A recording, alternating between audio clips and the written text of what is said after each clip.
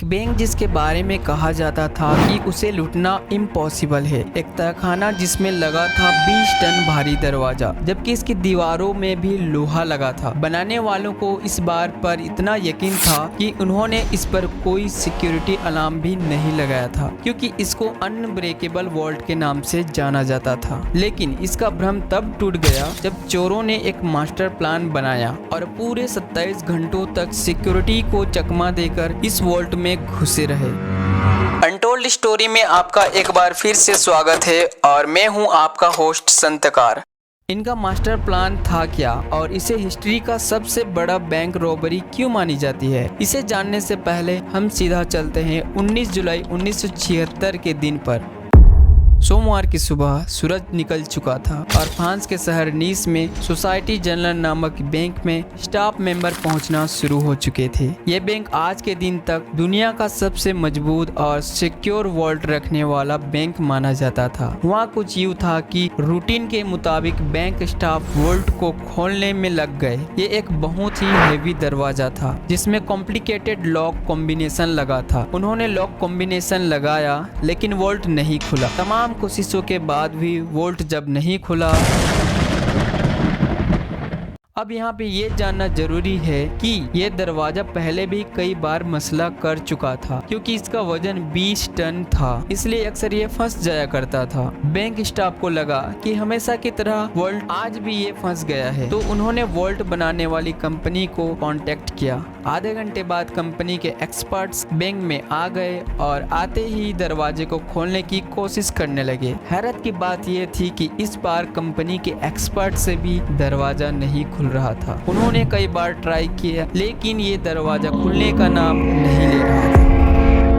बात अब सीरियस होती जा रही थी, क्योंकि कस्टमर्स की लाइंस लगी थी और ये बैंक की इज्जत का सवाल था। आखिरकार थक हार कर उन्होंने फैसला किया कि वॉल्ट में ड्रिल करके देखा जाए कि आखिरकार दरवाजे पर ऐसी क्या चीज फंसी है। वॉल्ट के दरवाजे पर ऐसा कोई निशान नहीं था और इसके चारों दीवारों पर भी किसी तरह की फोर्सफुली एंट्री का निशान भी नहीं पाया गया। ड्रिल मशीन से सुराग बनाकर अंदर देखा गया तो देखते हैं कि वॉल्ट के दरवाजे को अंदर से किसी ने वेल्ड करके बंद किया हुआ है। इसे देखकर यकीन करना काफी मुश्किल था, क्योंकि वॉल्ट में जाने का सिर्फ एक ही रास्ता था। इसके अंदर कोई रोशनदान नहीं था और ना ही कोई खिड़की थी, यानी वॉल्ट के अंदर जाना लगभग इम्पॉसिबल था। अब ये देखकर सबको समझ आ चुका था कि कुछ तो गड़बड़ है। उन्होंने मशीनरी मंगवाई और वॉल्ट की दीवार को तोड़कर अंदर जाने का फैसला किया। इस काम में टाइम ज्यादा लग गए, क्योंकि वॉल्ट की दीवार काफी मोटी थी और बीच में लोहा भी लगा हुआ था। खैर, कई घंटों की मशक्कत करने के बाद इसमें इतना होल हो गया कि एक इंसान अंदर जा सके, और जब अंदर जाकर देखा गया तो इस पर यकीन करना मुश्किल था।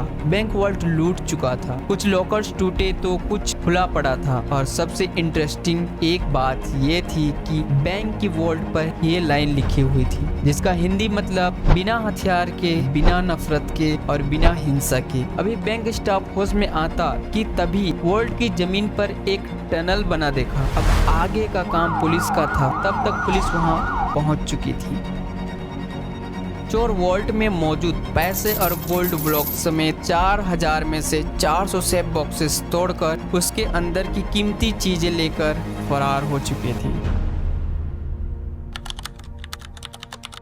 जो टनल उन्होंने खोदा था वो शहर के सबसे बड़े अंडरग्राउंड सीवेज लाइन में निकल रहा था। वहाँ पुलिस को काफी सबूत मिले, जिसमें टूल्स और 27 गैस सिलेंडर भी थे, जिसकी मदद से चोरों ने वेल्डिंग टॉर्च जलाई थी। ना सिर्फ इतना, बल्कि सीवेज लाइन में फ्रेश हवा के लिए वेंटिलेशन और इक्विपमेंट और करीब 1 किलोमीटर लंबी इलेक्ट्रिकल केबल भी पाई गई। बैंक से लूटे गए रकम $20 मिलियन से भी ज्यादा की थी, जिसकी आज कीमत $110 मिलियन या फिर 900 करोड़ रुपए से भी ज्यादा बनती है। यह न सिर्फ सदी की सबसे बड़ी बैंक हाइस्ट थी, बल्कि इस पुलिस इन्वेस्टिगेशन को भी फ्रांस की सबसे बड़ी इन्वेस्टिगेशन का दर्जा मिला है। खैर, ये बात अब पूरी दुनिया में आग की तरह फैल चुकी थी, जिसकी वजह से बैंक की रेपुटेशन तो खराब हो ही चुकी थी, लेकिन यह फ्रांस पुलिस के लिए एक बहुत अफसोस की बात थी।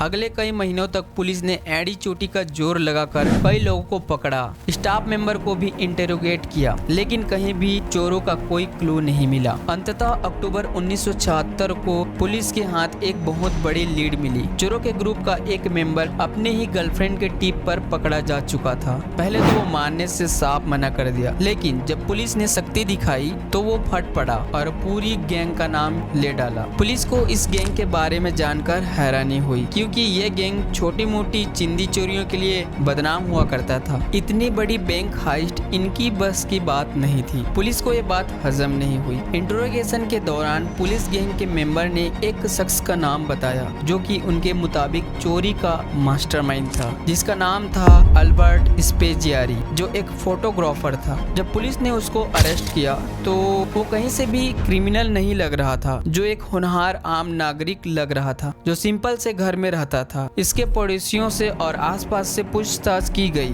तो सबने इसे एक सीधा साधा फोटोग्राफर बताया जो हमेशा अपने काम से काम रखता था। लेकिन अल्बर्ट स्पेजियारी के बारे में पुलिस जो कुछ भी सोच रही थी वो उससे बिल्कुल अलग था। उसने फौरन पुलिस के सामने कॉन्फेस किया कि बैंक हाइस्ट का मास्टरमाइंड वही है। पुलिस के लिए केस अब तकरीबन क्लोज हो चुका था, लेकिन ये सिर्फ एक शुरुआत थी।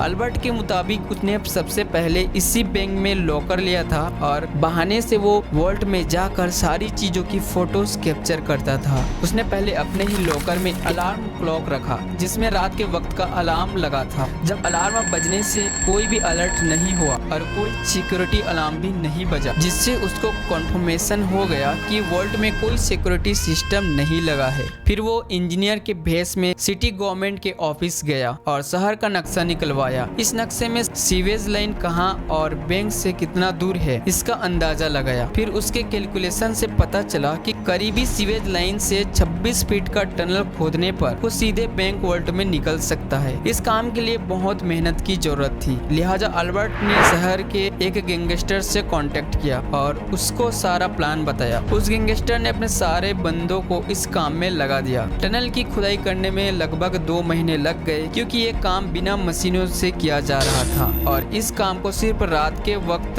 करना बहुत जरूरी था जब बैंक में कोई नहीं होता है। इस दौरान अल्बर्ट अपनी पूरी कोशिश कर रहा था कि सीवेज लाइन के ऊपर रोड तक भी किसी को आवाज ना जाए। अंततः 18 जुलाई की रात को फाइनली वो लोग वॉल्ट में दाखिल हो गए। अगले 27 घंटों तक उन्होंने बड़ी आराम से लूट मार की, जिसके दौरान उन्होंने वहाँ पर लंच और डिनर भी किया और जाते जाते एक फेमस अल्फाज लिखकर चले गए। पुलिस ने अल्बर्ट को कोर्ट में पेश किया, जहां उसने जज के सामने भी अपना जुर्म कबूल किया। उसने इंटरोगेशन के दौरान अपने प्लान का एविडेंस और लूटी गई रकम की डिटेल्स एक पेपर में कोड वर्ड में लिखा था। उसका कहना यह था कि वो इस एविडेंस को सिर्फ जज को ही देगा और सिर्फ जज ही इस कोड वर्ड को पढ़ सकेगा। जज भी मान गया और इस काम के लिए जज ने अल्बर्ट को अपने कमरे में बुला लिया। अल्बर्ट ने वो पेपर जज के हाथों में दिया जिस पर सिटी का मैप बना हुआ था। अभी जज उस मैप को समझने में लगे ही थे कि इसी बीच अल्बर्ट ने फौरन खिड़की से छलांग लगा दी। ये कमरा फर्स्ट फ्लोर पर ही था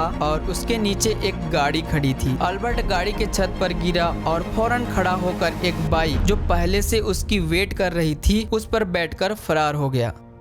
पुलिस के एड़ी चोटी का जोर लगाने पर भी वो पकड़ा नहीं जा सका और कई सालों के बाद उसका एक इंटरव्यू इटली के एक टीवी शो में ब्रॉडकास्ट हुआ, जिसमें उसका कहना था कि उसे 12 साल की उम्र से खजानों का बहुत शौक था और वो शौक इस हाइस्ट से पूरा कर लिया। उसके बाद अल्बर्ट कहाँ गया ये एक मिस्ट्री आज तक सॉल्व नहीं हो पाई। एट द एंड इसकी डेट 1989 को हो गई, जिसमें उसकी माँ का ये कहना था कि अल्बर्ट की डेड बॉडी को उसके घर के बाहर कोई रख गया था। इस कहानी का अंत तो हो गया, लेकिन क्या अगली बड़ी चोरी की तैयारी कहीं और हो रही है, कौन जाने।